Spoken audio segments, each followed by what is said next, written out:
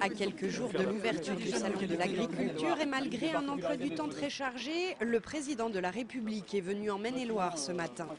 En compagnie de représentants du monde agricole, il a visité à Domeray l'exploitation d'un éleveur bovin qui pratique l'agriculture raisonnée. On a pu faire le tour d'exploitation, lui montrer comment on travaillait, comment on était équipé en termes de bâtiments, en termes de mécanisation sur l'exploitation. Nicolas Sarkozy était à Domeray aujourd'hui pour présenter devant un public nombreux sa vision de l'agriculture française pour les années à venir. Politique agricole commune, soutien aux productions respectueuses de l'environnement. Le président a pendant une demi-heure listé les points de la politique qu'il veut défendre. Et comme hier, à Paris, devant les partenaires sociaux, il a évoqué une meilleure répartition de l'argent généré par les filières agricoles. J'ai dit aux organisations syndicales hier, salariés comme patronales, que j'entendais poser la question du partage de la valeur.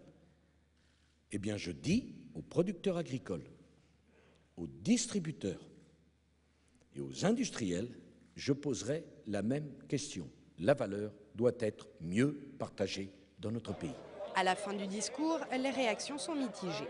Il s'intéresse quand même beaucoup à l'agriculture, mais bon, des prévisions à long terme, il est encore un petit peu dans l'ignorance.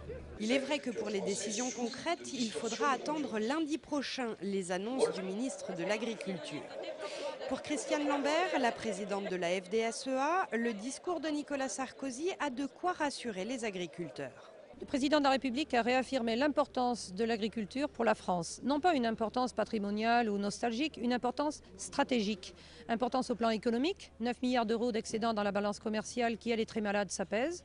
Une importance en termes d'emploi. L'agriculture emploie 14%, représente 14% des emplois français et embauche aujourd'hui à un moment où il y a du chômage partout. À midi et demi aujourd'hui, après seulement quelques heures passées en Anjou, Nicolas Sarkozy repartait à Paris pour s'attaquer à un autre dossier d'importance et rencontrer à l'Élysée les élus de l'Outre-mer.